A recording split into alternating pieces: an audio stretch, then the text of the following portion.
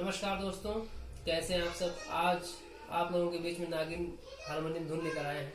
कैसा लगा जरूर बताना और मेरे चैनल को जरूर सब्सक्राइब करें। रमेश सामरिया सिंगर। नमस्कार। डीजे आप तक पहुंचा रहे हैं नागिन टोन हारमोनियम धुन।